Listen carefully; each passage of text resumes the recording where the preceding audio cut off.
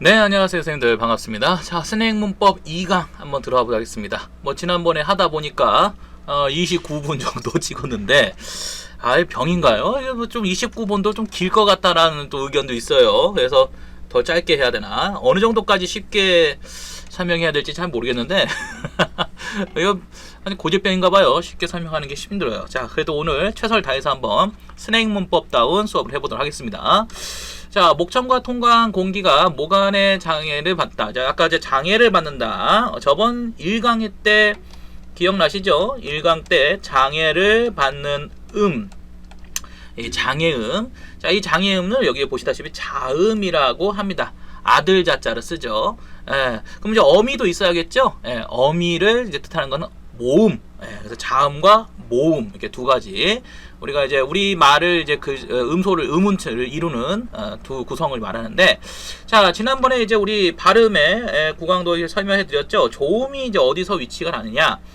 양순음, 순음, 입술이죠. 치조, 윗 잇몸과 혀끝이 닿는 그 지점입니다. 기억나시죠? 자, 경국에 가장 입천장이 단단한 부분을 말했어요. 좀 뒤로 넘어가면 그래서 뒤로 가면 연구개라고 해서 좀 부드럽게 소리나는 말랑말랑한 곳이, 부드럽게 소리나는 게 아니라 말랑말랑한 곳이 있죠. 거기를 연구개, 입천장에서 연구개. 그 다음에 이제 우리가 목소리에서 후음. 과거에는 좀 순우리말 운동 이렇게 해가지고 이렇게 순우리말로 하기도 하는데, 최근에는 그냥 한자어를 그대로 쓰기 때문에 한자어로 외워두시면 이해가 쉽게 되십니다. 자, 그 다음에 좋은 방법. 자, 조음이 이제 실제 어떻게 발음이 되고 발음이 나타나느냐? 파열음. 빵 터진다고 그래요. 터지기도 하고 다친다라는, 우리가 지난번에 이제 변이음을 설명했는데, 파열음과 폐쇄음 이 둘의 관계 좀 지우고 깔끔하게 봐볼까요? 자, 지우고 보면, 자, 파열음과 그다음에 이 폐쇄음은 또라고 적혀 있는 것처럼 얘네 둘의 관계를 변이음으로 처리를 하고 있습니다. 자, 변이음은 하나의 음소에서 다양하게 상호적 분포를 이룬다고 말씀드렸죠. 자, 근데 마찰음은 소리가 공기가 나오면서 입천장과 혀가 이렇게 이제 맞물립니다. 그러면 공기가 어떻게 되겠어요? 마찰이 일어나겠죠. 시옷이라든지 이런 것들이 마찰음입니다. 파찰음은 마찰음보다는 조금 얘가 이제 조금 열려요. 살짝 약간 그냥 추상적으로 생각하셔야 돼요. 그래서 살짝은 이렇게 닫혔다가 조금 열립니다. 이게 파찰음. 아예 터지는 것도 아니고 아예 막 밀접하게 마찰리는 것도 아니고 좀 중간. 지읒 같은 경우가 이제 여기에 해당되겠죠. 비음은 코소리. 코에서 이제 우리가 공명이 된다고 했죠. 지난번에 공명음이라고도 했는데, 공명이 되는 비강.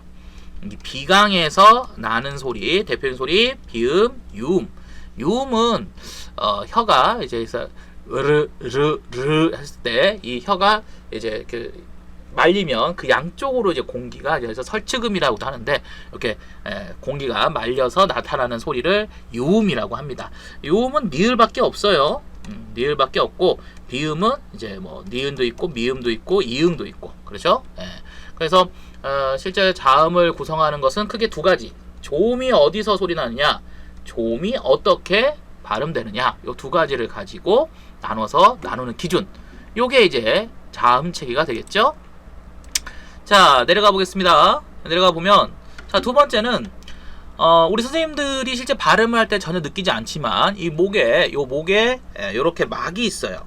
목이 이렇게 있으면 여기 이렇게 막이 있습니다. 여기 이제 막이 아주 얇은 막이 있어요. 이 공기가 여기를 이제 이렇게 순환해서 넘어오거든요. 이렇게 공기가 순환해서 넘어오면서 이 막이 넓어지기도 하고, 이렇게 넓어지기도 하고, 아예 거의 닫힐 정도로 이렇게 얇아지기도 합니다. 이런 식으로 이 성막이 움직여요.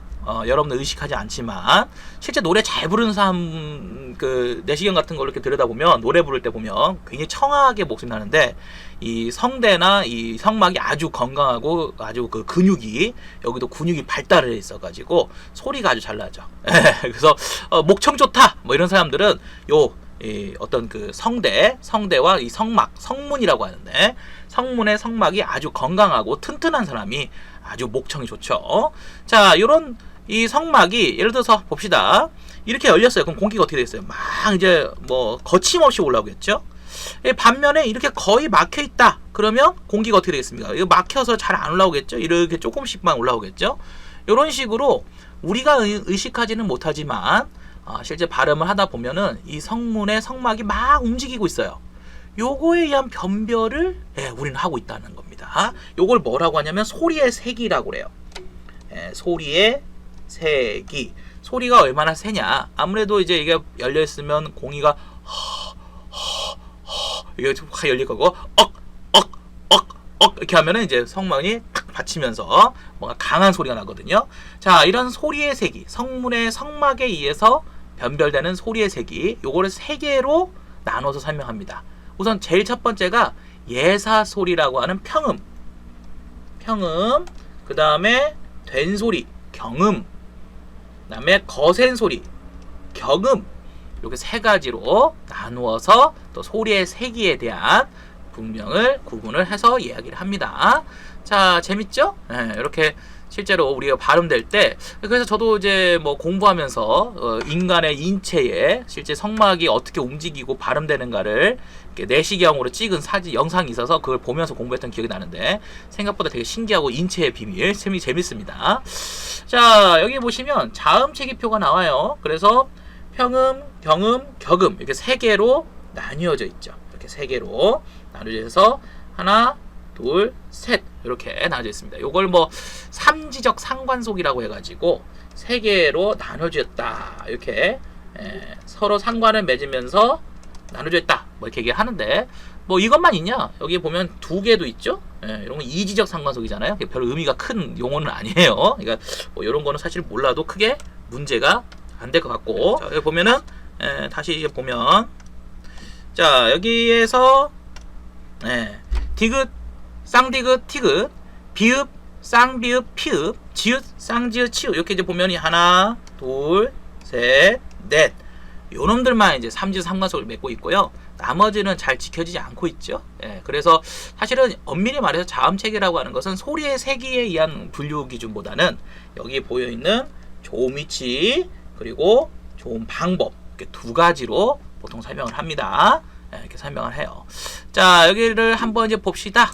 여기를 한번 보면 제일 먼저 순음. 순음은 입술에서 다음에서 ner리는 소리죠. 비읍, 쌍비읍, 피읍이 있고요. 그 다음에 이제 아까 이제 공명 비강에서 울림 소리라고 하는데 울림 소리. 자, 비강에서 나는 소리 공명음이라고도 하고 여기 써 있는 비음이라고 하는 거. 그대로 내려오면은 미음이 하나 있습니다. 그렇죠? 자, 그 다음에 이제 여기 비읍, 디귿, 쌍디귿, 티읕 있으면 얘는 특이하게 마찰음이 있어요. 마찰음이. 치조 계열이 아주 중요합니다, 여러분들. 치조 계열은 무슨 일이 있어 잘 외우셔야 돼요. 그래서 치조 계열을 제일 잘 외우셔야 됩니다. 가장 중요합니다. 그래서 디귿, 쌍디귿, 티읕만이 아니라 시옷과 쌍시옷이라는 마찰음 계열도 하나 더 있죠. 여기는 없는데 여기는 있습니다. 자, 그리고 니은이 있고 심지어는 니을도 있어요. 자, 보시면 특이한 게 유음들이 다 없지 않습니까? 그런데 오직 치조음 계열에만 유음이 존재를 해요. 그래서 여러분들이 앞으로 이제 문제를 풀거나 접근할 때 가장 많이 물어보는 조음 위치 치조음 되겠습니다. 치조음은 아주 단골 출제 메뉴이기 때문에 잘 기억을 하셔야 돼요. 자, 그 다음에 여기 보시면 구개음 중에서 시, 지읒, 쌍지읒, 치읒이 있어요. 지읒, 쌍지읒, 치읒이 있습니다. 보이시죠? 자, 요 세 가지도 역시 마찬가지로 구개음에 존재하는 건데 얘는 특이하게 파열음이 아니라 파찰음입니다. 그죠? 대부분 여기 파열음 계열에 연관이 이렇게 되어 있는 게 삼지상관속들이 있는데 유독 구개음만은 파열음이 아니라 파찰음으로 정리가 되어 있죠. 좀 복잡한가요? 다시 한번 이렇게 하면은 자, 파찰음 구개음밖에 없어요. 그죠? 그리고 파열음은 3개나 있죠. 이렇게 3개가 있어요. 요걸 좀 기억하셔야 될 게 나중에 뒤에서 이제 교체 양상을 배우면 평파르마라는 걸 배우게 됩니다. 평파르마 이런 걸 배우면 여기 파열음 계열을 잘 기억을 하셔야 됩니다. 이렇게 좀 대충 좀 정리해 볼게요. 자, 뭐 스낵 문법이다 보니까 사실 여기서 설명할 게 너무 많거든요. 근데 이제 그건 본 강의 때 정의가 되는 걸로 하고, 자, 그 다음에 이제 모음으로 가볼게요. 자, 모음은 여기 나와 있는 것처럼 목청을 통과한 공기가 목 안에 입안에서 별다른 장애를 받지 않는다. 그래서 예전에 재밌었던 게 저희 지도했던 지도 교수님께서 현직 교원들한테 질문을 많이 받았는데, 나는 이거 발음이 되는데 왜 발음이 안 되냐고 그러는가. 자, 요거 발음해 봅시다. 그러면 르로 발음합니다. 재밌는 것은 요거는 우리가 기역과 음음이 합쳐진, 그죠? 이렇게 합쳐진 형태를 가지고 있습니다. 그래서 실제로 자음이 발음될 수 있다라고 생각하는 사람들이 뭘 착각하는 거냐면, 실제 발음을 보면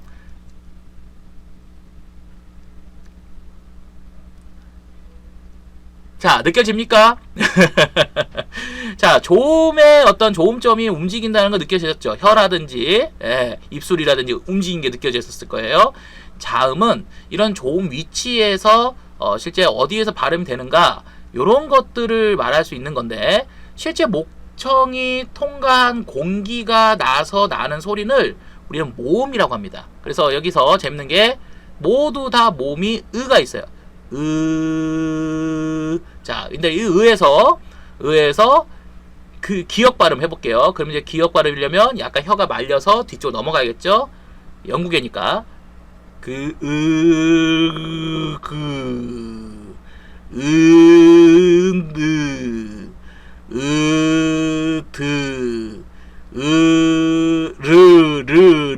자, 혀가 움직이면서 소리가 달라지죠? 예, 신기하지 않습니까?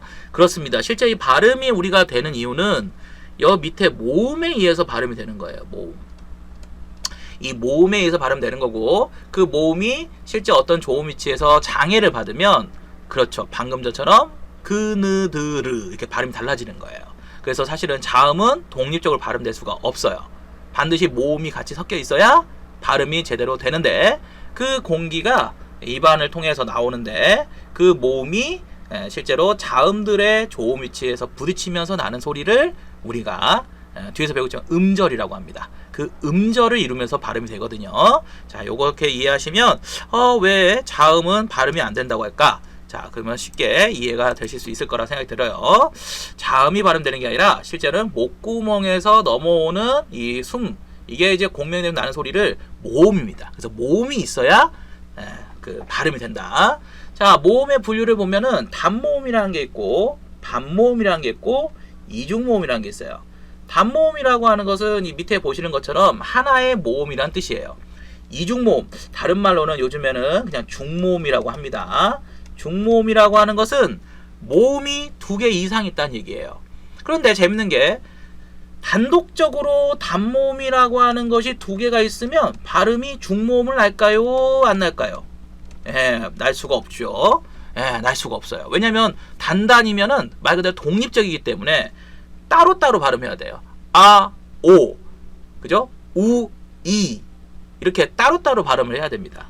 자, 그런데 중모음이라고 하는 건 뭘까? 예를 들어서 이런 걸 말하는 건데, 요런 거, 요런 거, 요런 거, 요런 거, 요런 것들이 다 중모음인데, 자, 여기를 보면은 요거는 좀 특이하죠. 으하고 이제 이가 결합된 건데, 요런 앞에 있는 놈들 한번 봅시다. 이 앞에 있는 놈들, 요 앞에 있는 놈들을 보면은 다 그냥 하나의 단모음처럼 생겼는데 좀 희한하게 생겼죠. 요것들을 좀 분리해보면, 야, 이하고 어가 있다고 봐야 되고, 이하고 아가 있다고 봐야 되고, 이하고 오가 있다고 봐야 되고, 이하고 우가 있다고 봐야 됩니다. 자, 이렇게 보면 발음해 볼게요. 이, 어, 이, 아, 이, 오, 이, 우. 단모음끼리는 발음이 독립적으로 나야 돼요. 중모음이라는 것은 어떻게 발음되냐면 여, 야, 요, 유, 의 이렇게 발음된다는 얘기인데, 그러면 이때 나타나는 현상을 전문용어로 그라이드 현상, 그러니까 화름이라고 합니다. 뭔가 부드럽게 이어지기 위해서 하나가 약간은 약해져요. 그 약해지는 모음을 우리가 좀 반쪽짜리 모음이라고 해가지고 반모음이라고 해요. 재밌는 것은 모음이라는 것들은 주로 앞에서 보시는 것처럼 뭐랑 주로 결합이 됐죠? 자음하고 결합이 되었죠. 자음하고 결합이 되어야 발음이 되지 않았습니까? 근데 얘는 모음끼리 결합했네. 그래서 얘를 반모음이라도 하지만 반자음이라고도 하는 학자들이 있어요. 왜 그러냐면 모음 같기도 하고 자음 같기도 하고 성격이 애매하다는 거죠. 뭐 또 방금 전에 얘기해 드린 것처럼 발음 양상이 그라이드, 그러니까 화름이 일어난다 해서 얘를 화름이라고 또 지칭하는 교수도 계십니다. 그러니까 여러분들이 책을 보다 보면 혼재되어 있죠. 혼기되어 있어요. 그래서 혹시라도 헷갈리시면 그냥 다 같은 놈이거니 이렇게 생각하시면 돼요. 그래서 이 세 가지가 있다는 거. 특히 요즘에는 의문문 학자들이 요 반모음의 설정을 되게 중시합니다. 우리나라 반모음 계열은 두 가지밖에 없어요. 하나는 이계열이라고 해서 이모음에 약화된 형태가 있고, 다른 하나는 오와 우라고 하는 형태가 있는데, 요걸 좀 발음 기호로 이렇게 하면 W 이렇게 써요. W. 얘는 좀 Y 이렇게 써서 이거 반모음이구나 이렇게 이해하시면 됩니다. 반모음 성격 좀 이해가 되셨나요? 자, 반모음이 중간에 좀 단모음도 아니고 그렇다고 중모음도 아니에요. 이 단모음과 중모음. 그래서 중모음이라고 하는 것은 주로 이제 단모음과 반모음, 반모음과 단모음 뭐 이런 식으로 하나가 좀 약화되면서 다른 단모음에 그라이드 옮겨지는 그런 양상. 그러니까 발음해 볼까요? 어를 빨리 해보세요. 이어 이아를 빨리 해보세요. 이야 빨라지죠. 자, 그 다음에 이제 단모음 체계를 보면 먼저 전설모음이라고 하는 게 있고 후설모음이라고 하는 게 있어요. 자, 이게 참 그냥 그려진 것처럼 보이지만은 사실은 이걸 모음사각도라고 합니다. 모음사각도. 우리 구강 내에 우리가 이제 보면 이렇게 얼굴이 있으면 이게 참 과학적이죠? 이게 콧구멍이고요. 이게 혀가 이렇게 있고요. 혀고. 얘가 이제 입천장이고요. 자, 요거에서 얘네들의 위치를 설명하는 거예요. 자, 재밌는 거는 얘네들이 약간 기울어져야겠죠? 이렇게는 발음이 안 되고 약간 이렇게 기울어져야 됩니다. 이렇게 기울어지면 지금 보고 계시는 단모음 체계라는 게 만들어집니다. 자, 이 모음은 여기 입천장, 요 한가운데서 발음이 되고요. 실제로 입천장을 기준으로 놓고 본다면, 그렇죠. 얘네들이 좀 앞쪽에 포진되어 있어요. 맞죠? 여기 혀 앞쪽에 좀 포진되어 있죠? 이렇게 포진되어 있는 걸 전설모음이라고 합니다. 엄밀히 말하면 좀 후설이 더 가깝긴 한데, 어쨌든 간에 이해하기 쉽게 하신다면, 자, 이렇게 입천정을 기준으로 했을 때, 그죠? 입천정을 기준으로 했을 때, 요게 혀가 좀 앞쪽에 포진되어 있고, 그 다음에 후설모음이라고 하는 것은 말 그대로 뒤에, 그죠? 우리 구강도로 보면 입천정을 기준으로 했을 때 앞쪽에 포진되어 있니? 아니면 목구멍 가까이 뒤쪽에 포진되어 있니? 이렇게 해서 전설과 후설이라고 해서 나뉩니다. 자, 또 하나는 이게 입술 순자인데, 입술이 어떻게 돼요? 평평해지죠. 어떻게 돼요? 동그래지죠? 이걸 원순, 평순 이렇게 얘기를 합니다. 자, 고모음, 정모음, 저모음은 혀의 높이를 생각하시면 돼요. 이 하면 혀가 어디에요? 거의 올라와 있죠? 하면 입이 벌려지면서, 그렇죠, 입이 좀 더 벌어지면서 아래로 내려갑니다. 그래서 혀가 좀 위로 말려 올라가면, 위로 좀 더 올라가면은 고모음, 혀가 쭉 바닥에 붙을 것 같으면 저모음, 뭐 중간에 있다고 하면 중모음. 자, 그렇게 해서 전체의 단모음 체계가 이렇게 성립이 되어요. 요것도 뭐 15세기 단모음이나 여러 가지 할 얘기가 많았죠. 정말 이거 하나 갖고도 제가 하루 종일 떠들 수가 있는데, 스낵 문법은 딱 요 정도에서만, 그죠? 요 정도만 설명해 드리도록 할게요. 그래서 평순, 원순이 뭔지, 전설모음이 뭔지, 후설모음이 뭔지. 여기서 제일 중요한 것은, 학자들에게 있어서 제일 중요한 것은 이걸 뭐로 그리 생각해야 된다? 이걸 사람의 코가 굉장히 높죠. 코가 굉장히 높죠. 사람의 구강을 떠올리면서 이해를 하셔야 됩니다. 여기가 센 입천장이가 구개음이겠죠. 구개음 자리에서부터 실제 모음이 발음된다. 이걸 항상 기억하셔야 됩니다. 그래서 입 모양을 먼저 떠올리면서 이 단모음 체계를 외우시면 상당히 나중에 공부하실 도움이 돼요. 그래서 이 모음이 어디 있다? 이 모음은 여기 있어요. 이 모음은 여기 있어요. 그리고 나머지들은 이 뒤쪽에 좀 포진되어 있어요. 위, 웨, 에. 사실은 이 앞에서 발음되는 모음은 없어요. 여기는 없어요. 그래서 엄밀히 말하면 얘네들이 조금 이 모음과 가까이 있고요. 그 다음에 여기 뒤에 보시면 아들은 여기에 포진되어 있어요. 거의 목젖 근처에 있죠. 예, 목젖 근처에 자리 잡고 있어요. 이렇게 실제 발음되는 위치까지 조금 여러분이 고민해 보시면 나중에 도움이 되죠. 그래서 좀 외우기 쉽게 생각해 본다면 여기 뒤에 있는 놈들이 얘를 만나면 어떻게 되겠습니까? 좀 끌려오겠죠? 이거를 이제 umlaut라고 하는데 좀 끌려오겠죠? 예, umlaut 끌려오는 현상을 보여줍니다. 그래서 어떻게 외우면 좀 이해가 빠르냐? 자, 이를 놓고 여기 있는 뒤에 놈들을 앞으로 끌어당겨 보세요. 그러면 정확하게 만들어집니다. 자, 우가 위를 더하면 이쪽 끌려오죠. 오가 이를 더하면 이렇게 끌려오고요. 어가 이리 끌려오면은 모두 이에 끌려가면은 이렇게 애가 되고요. 아도 이에 끌려가면 어떻게 되죠? 그렇죠. 애가 됩니다.